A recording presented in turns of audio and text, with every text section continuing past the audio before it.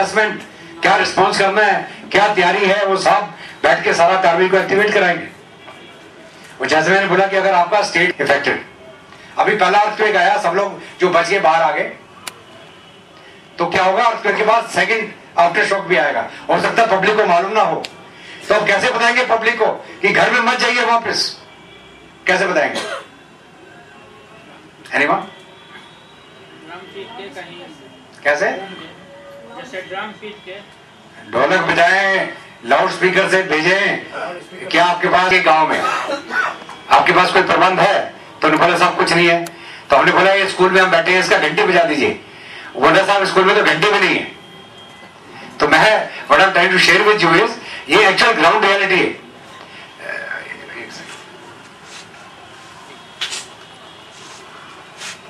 अभी कौन सा महकमा क्या करेगा, क्या आपको मालूम है?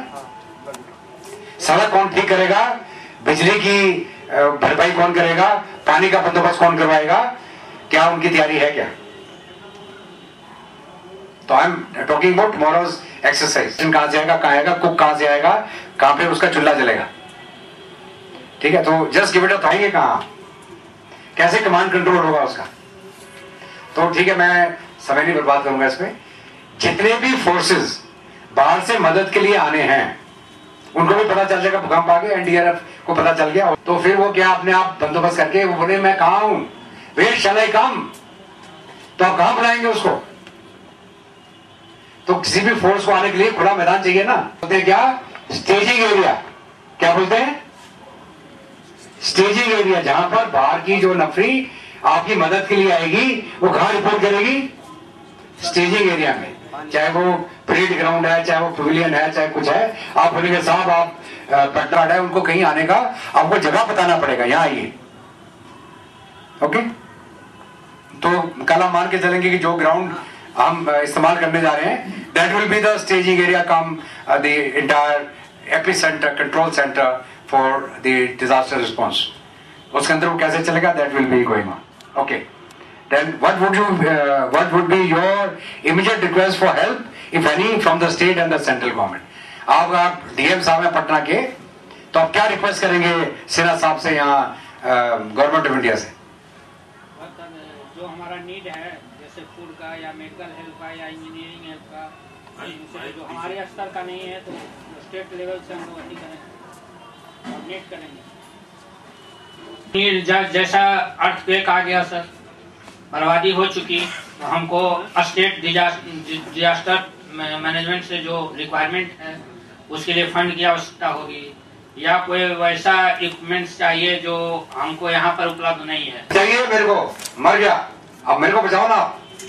तो जितने मेरे विंग हैं, जैसे मेडिकल विंग है, इंजीनियरिंग विंग है, रोडवेज है, जो पीडब्ल्यू के हम लोग अपना ऑपरेशन स्टार्ट करेंगे।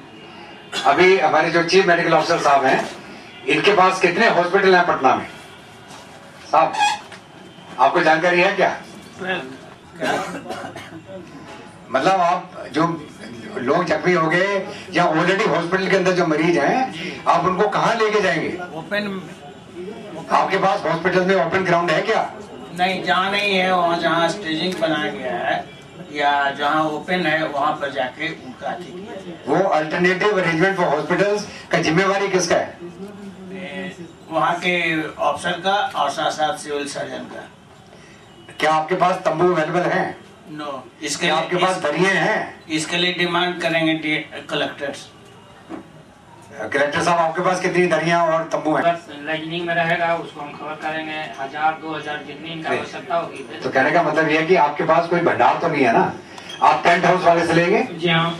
तो आपके यहाँ पटना में कितने टेंट हाउस हैं? ये बहुत अच्छा पॉइंट है। हाँ नहीं ठीक है, क्योंकि इमरजेंसी में टेंट हाउस वाले बहुत बढ़िया काम करेंगे जी।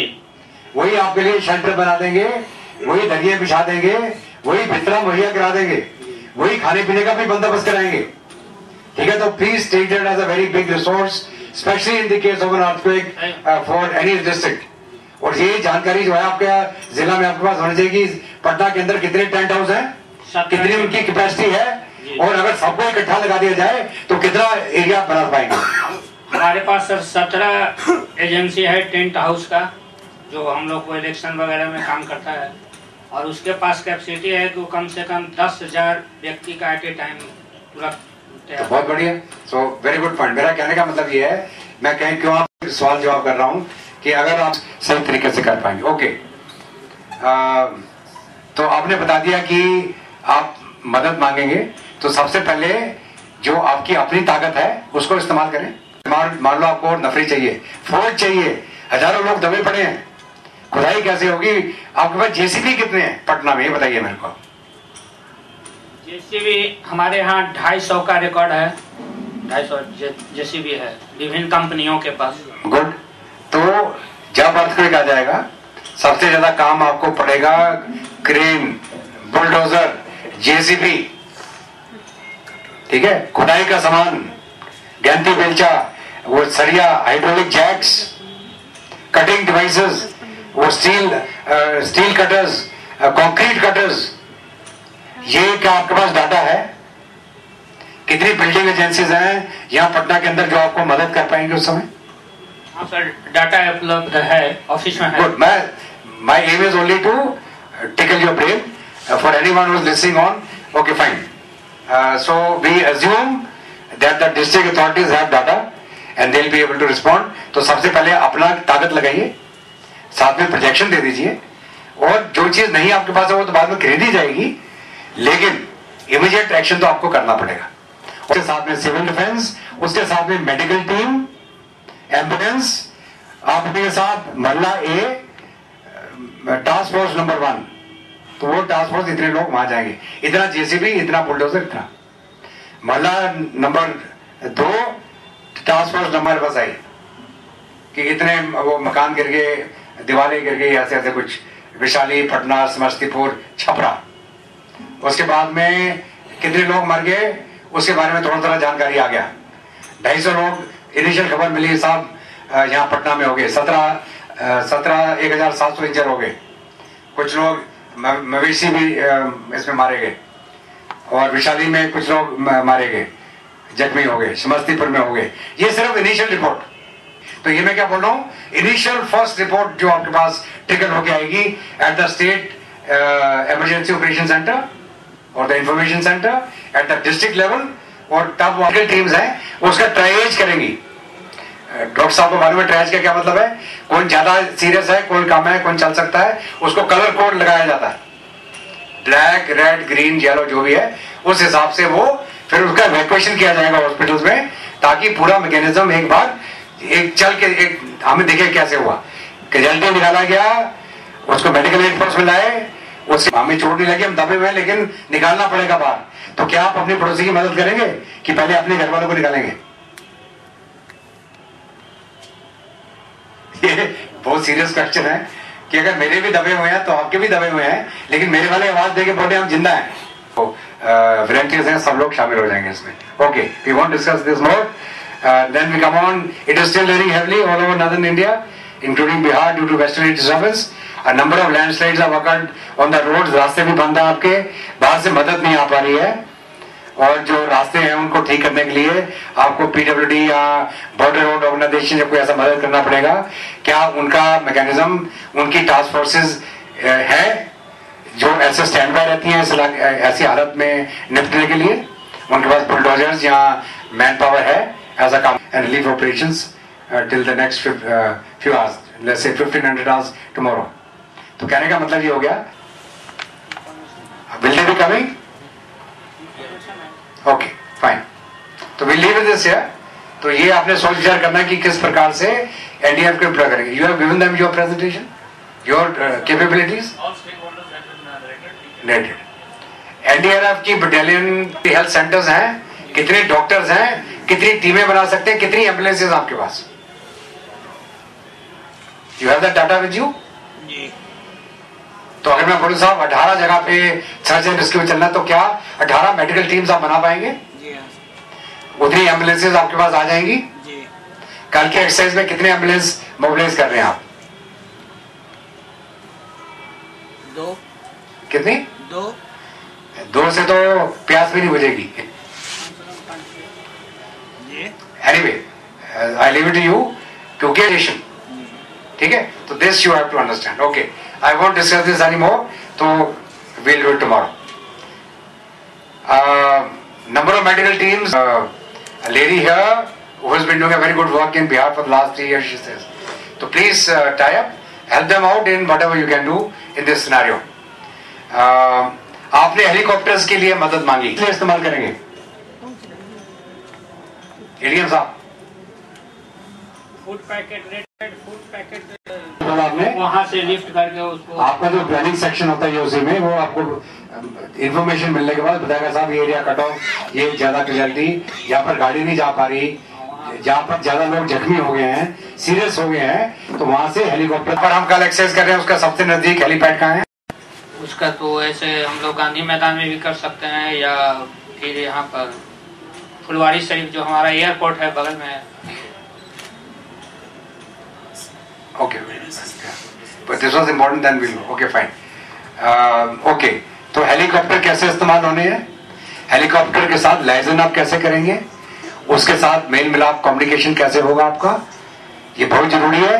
ये सारी बातें इस किताब के अंदर दी हुई हैं। तो मैं रिक्वेस्ट करूंगा आप रात को बैठ के इसको पढ़िएगा। It is very educative. मैंने तो बहुत सारी और कॉपी साथ में लिया था। यू विल अंडरस्टैंड कि इसका मैकेनिज्म क्या है। Okay, fine. So we have spoken about helicopters, prioritization. We'll just go ahead because then I'd like to listen from you as to how ready you are. How many relief camps would you like to establish in your district in this situation? और कितने समय में बन जाएंगे आपके camp ये? Minute में ready, सारे हमारे वॉलंटियर्स वहाँ पर रहेंगे। नहीं, कैंप तो इतनी जल्दी, कैंप का मतलब होता है टेंट लगा के, शेड हो गया, बैठने का प्रबंध हो गया, खाने पीने का प्रबंध हो गया, मेडिकल रिसोर्सेज मुहैया करा दी, वो तब जाके कैंप तैयार हो जाएगा।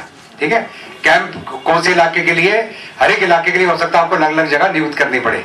हो सकता है कहीं स्कूल है, कहीं पवेलियन है, कहीं जो डैमेज नहीं हुआ है वैसा एक खुला इलाका।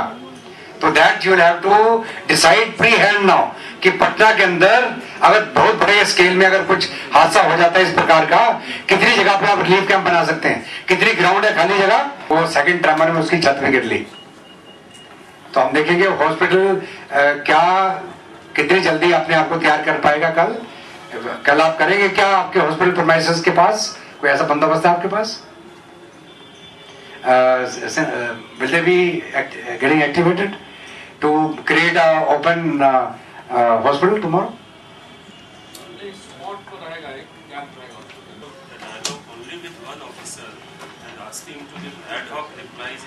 No, I get your point. This particular presentation of the mock exercise since July it is there, and then I send the stakeholders list and the entire how the EOC comes up. I never saw this. What we should be doing is to really circulate it, say 2 weeks in advance, and then ask them, then he can do an exercise with his other officers.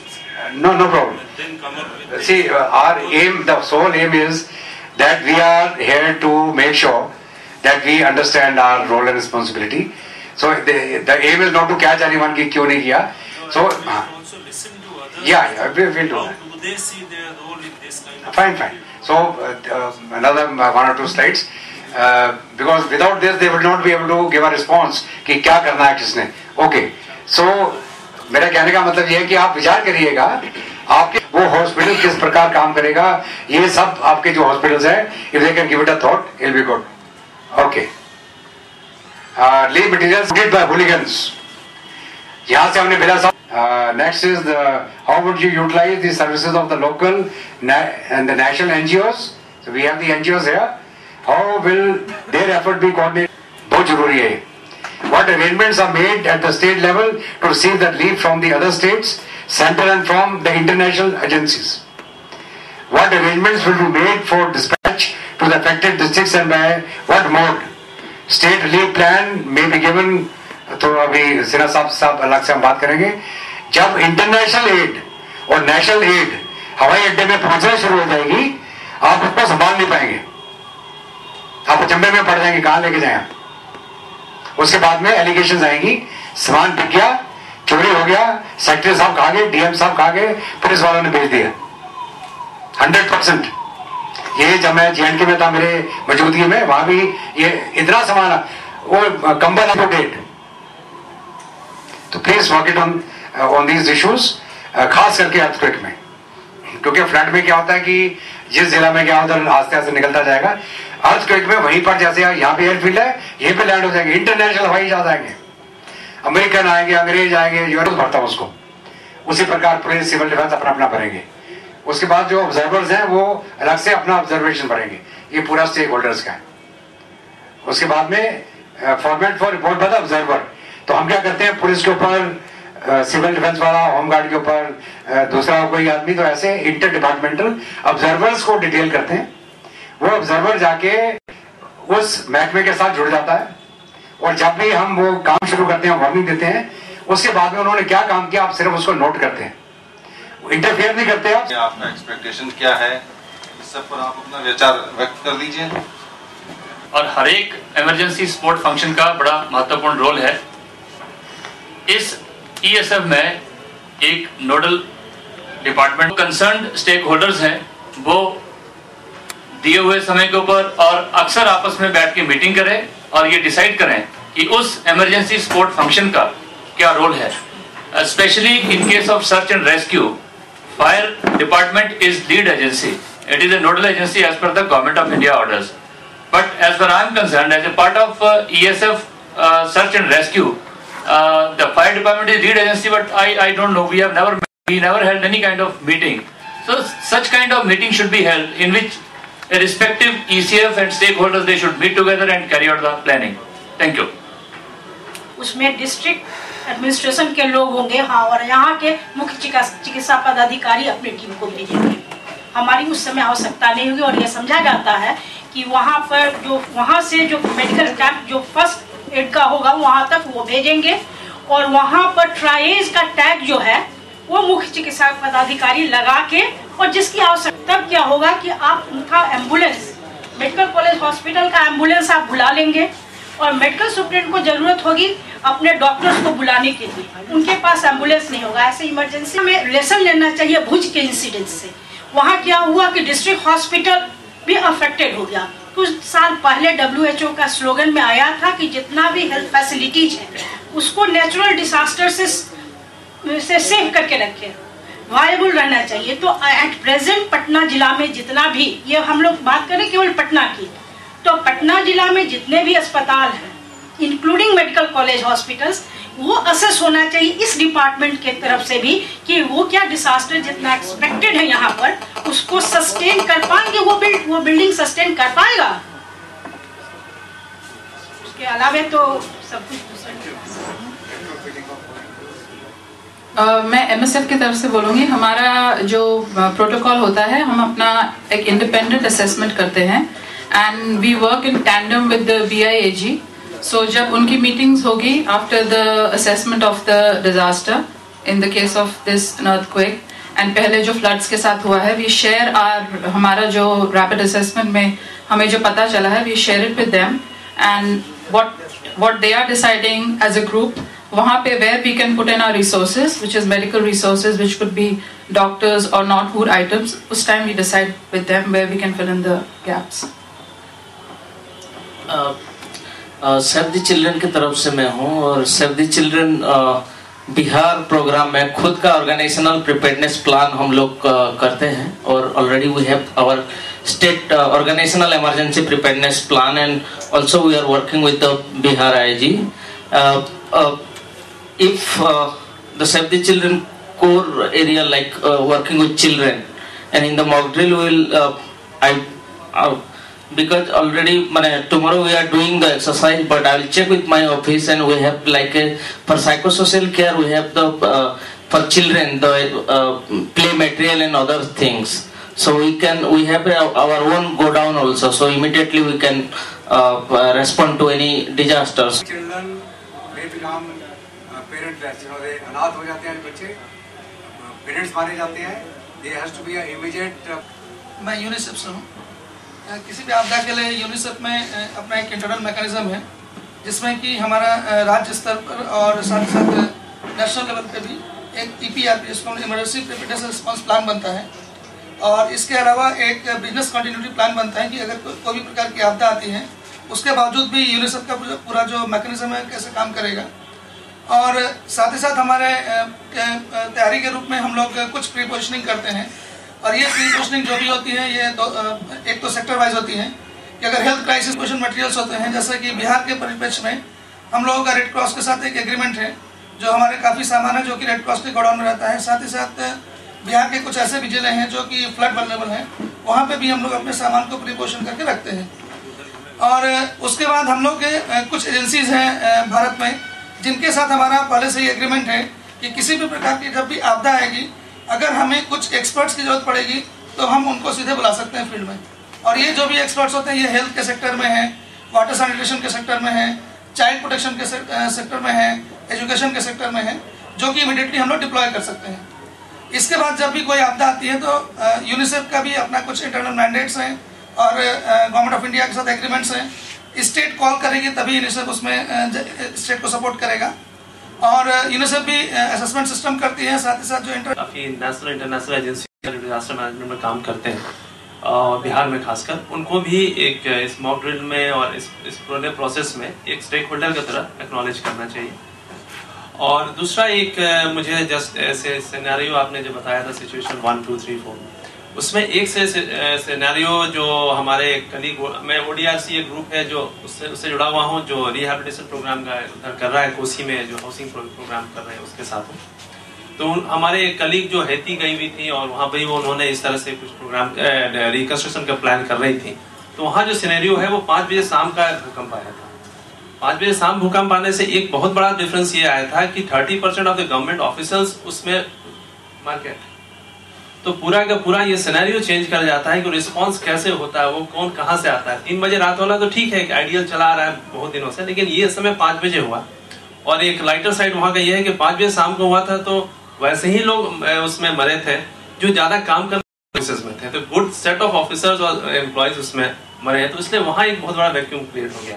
उस तरह के चीजों को भी हमें देखना होगा कितना रिट्रोफिटिंग इस गवर्नमेंट ऑफिसर्स एंड बिल्डिंग्स की है जिसको